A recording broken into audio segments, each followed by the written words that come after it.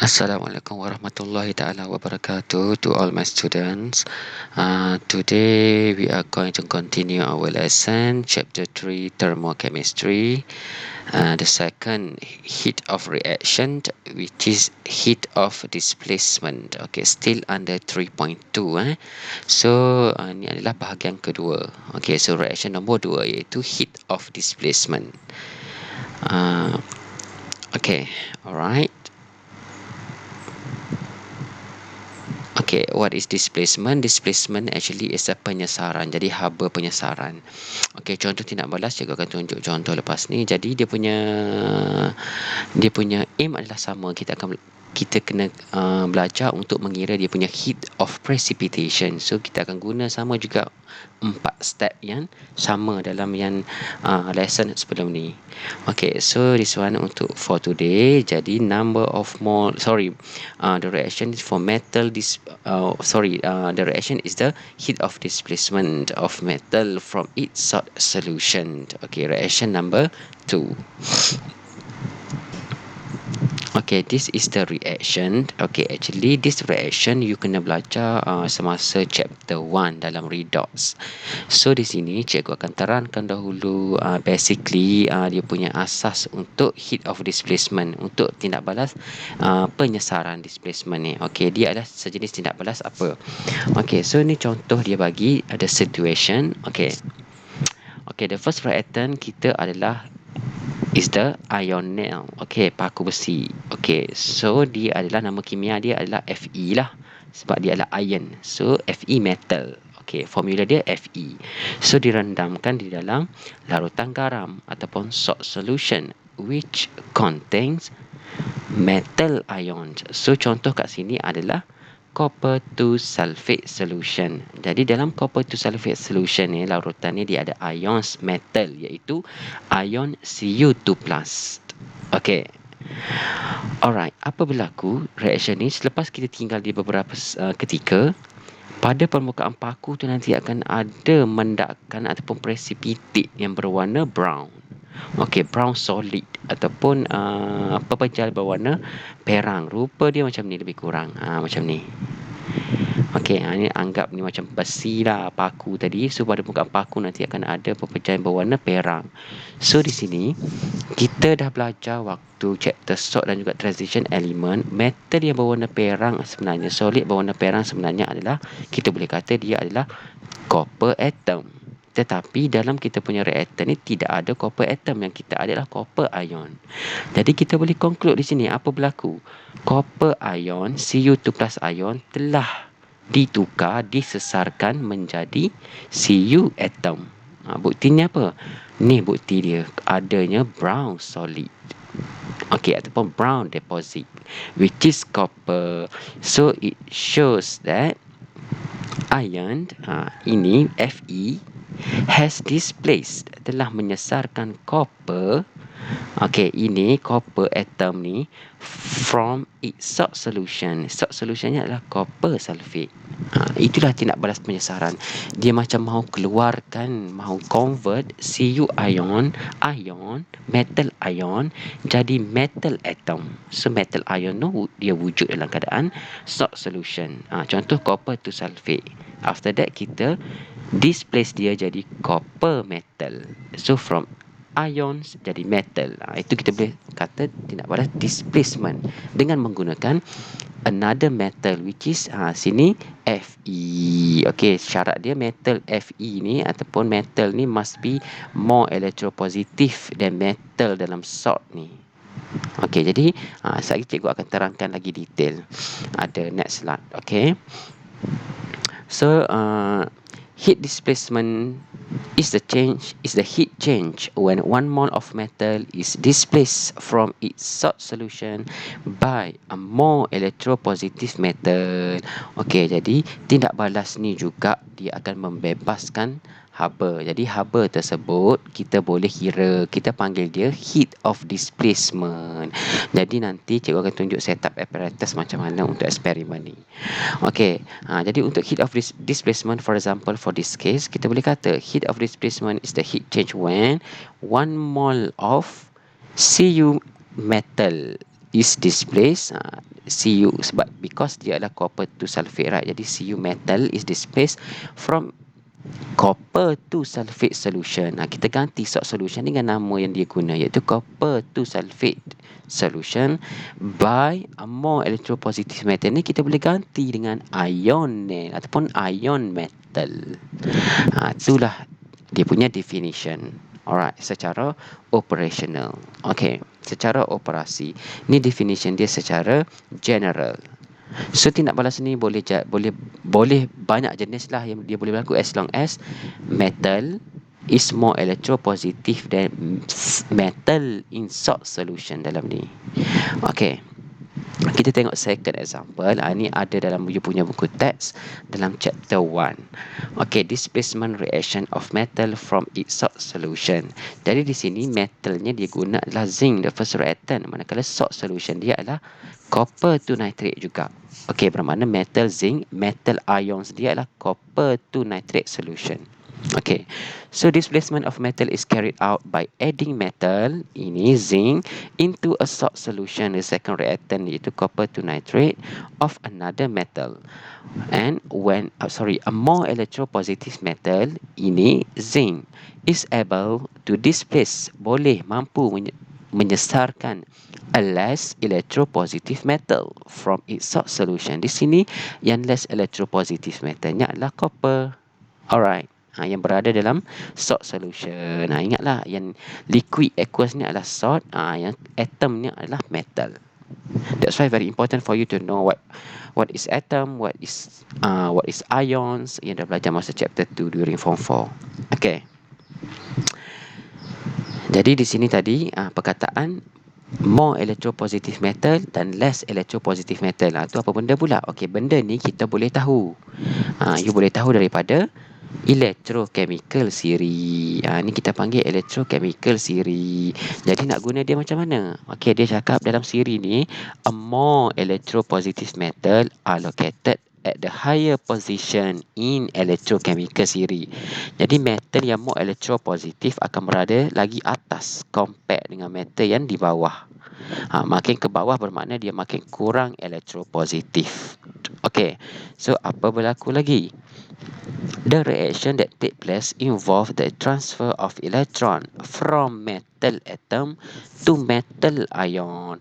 Jadi yang atas ni, siapa yang more electropositif ni, dia akan donate electron, dia akan release electron.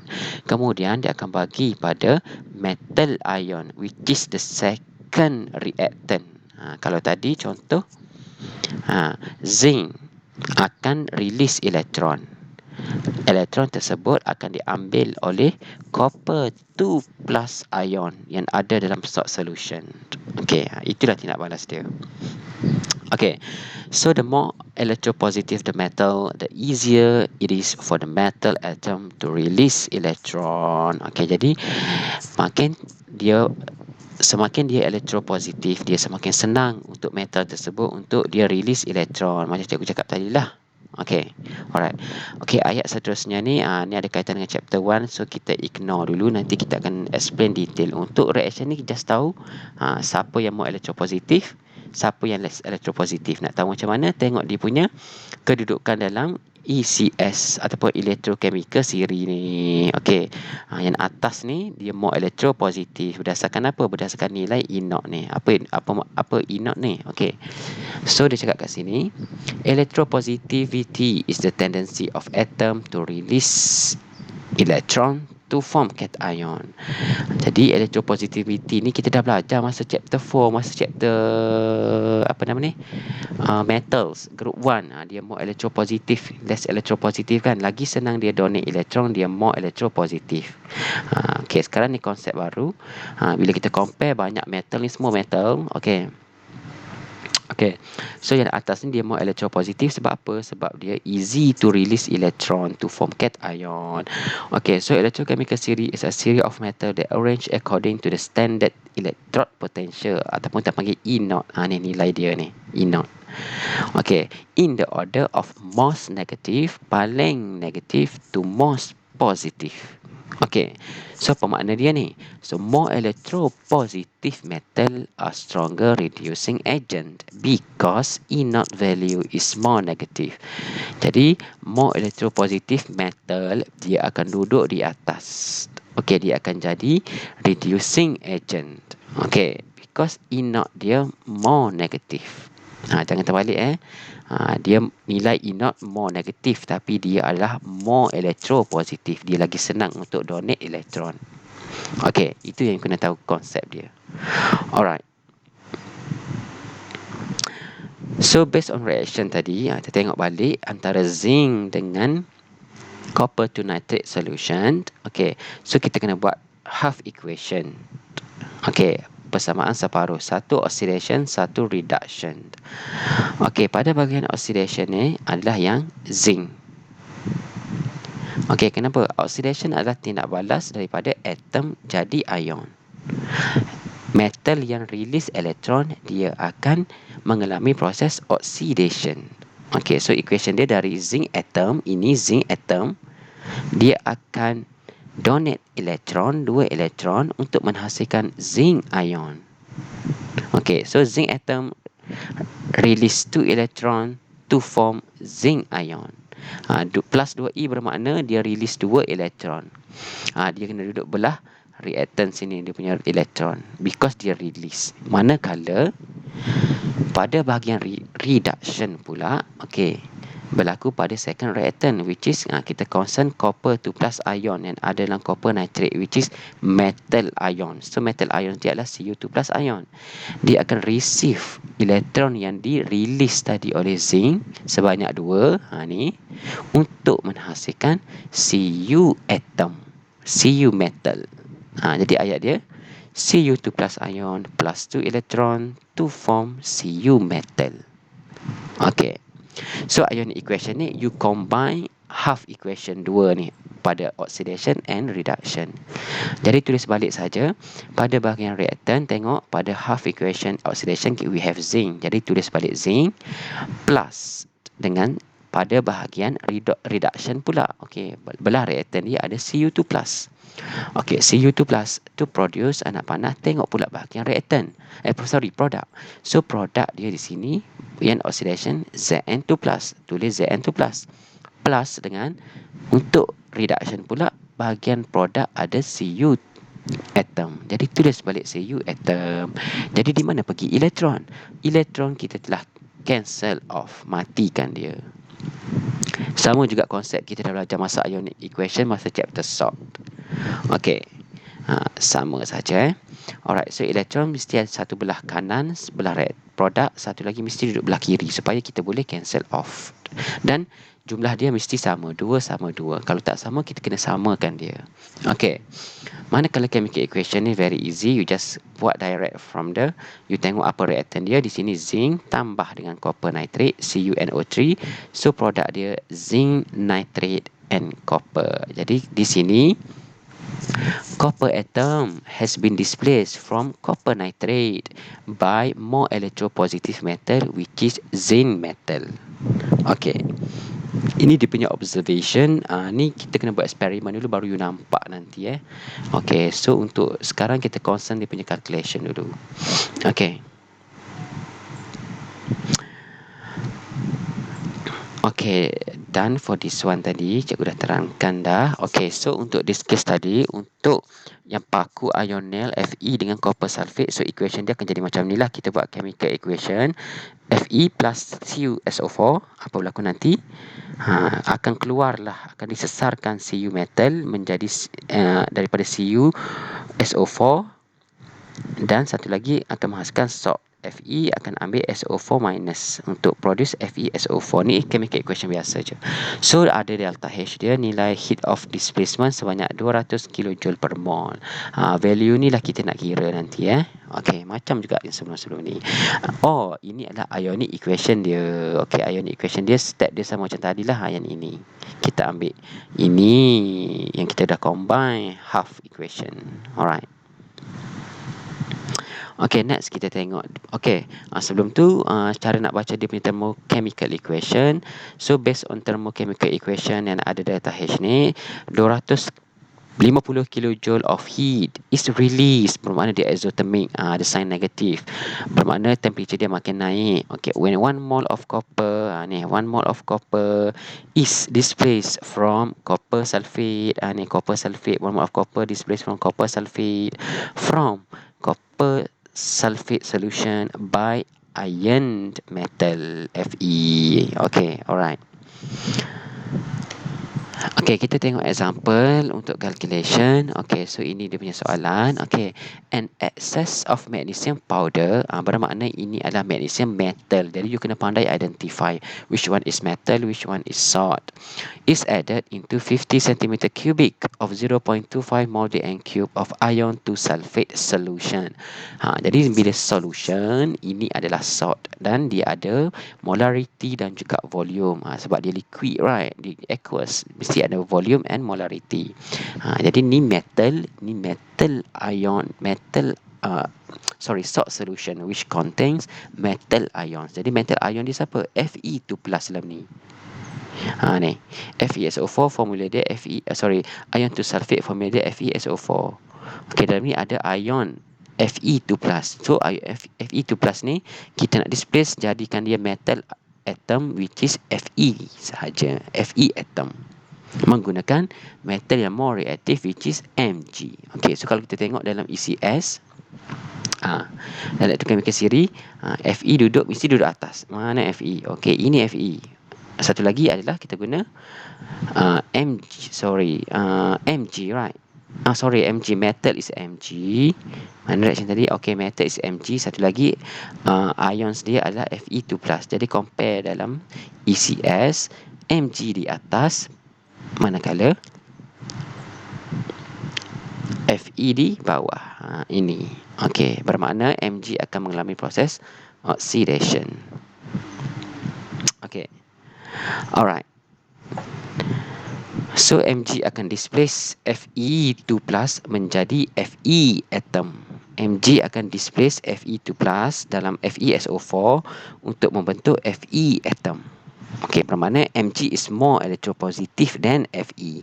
That's why dia boleh displace Fe2+. Alright. Okay, so apa berlaku ni reaction dia? Dia akan tambah magnesium powder dalam solution salt. Apa berlaku nanti? Temperature akan naik. Masa you stir, nanti akan produce Fe solid yang ni, dalam ni warna brown. So kita kena kira lah berapa heat of displacement dia, nilai dia. Jadi step dia senang saja. Step 1, kita buat chemical equation. Jadi buatlah metal tambah dengan salt solution tadi, dan apa hasil dia. Okay, kemudian step 2, cari number of mole. Calculate the number of mole ion displaced from ion to sulfate.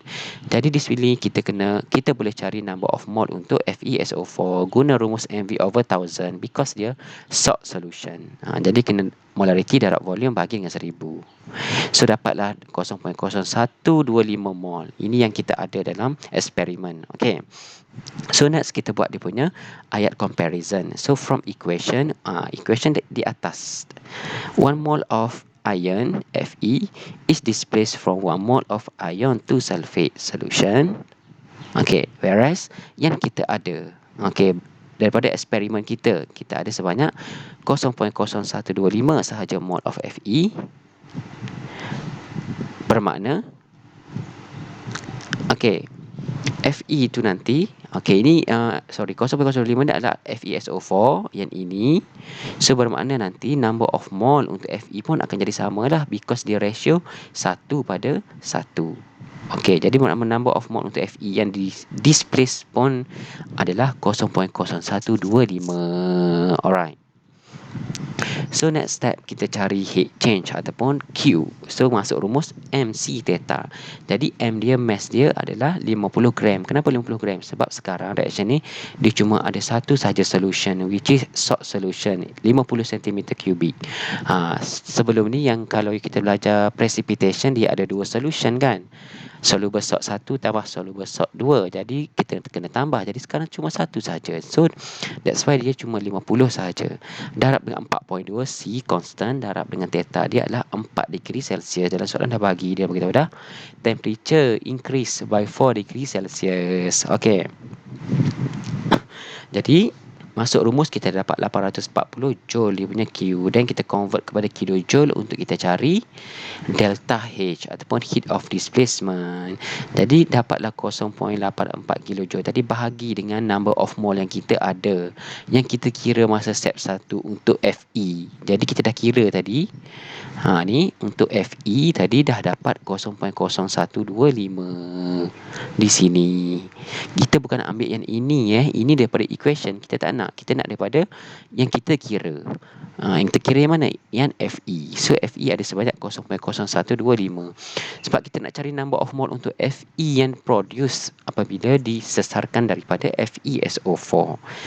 Okey, jadi dah bahagi nanti dapat 67.2 kilojoule of heat. Last sekali baru kita masuk dalam dia punya rumus delta H equal to letak sign negatif sebab dia heat release. Kenapa heat release? Sebab temperature dia naik. Jadi mesti letak sign negatif untuk indicate the reaction is exothermic reaction. Okay, so selesailah. Jadi the first task, task 1, this one, and the second task, jawab instant review soalan 8 sampai 13. Okay, so that's all. Thank you very much.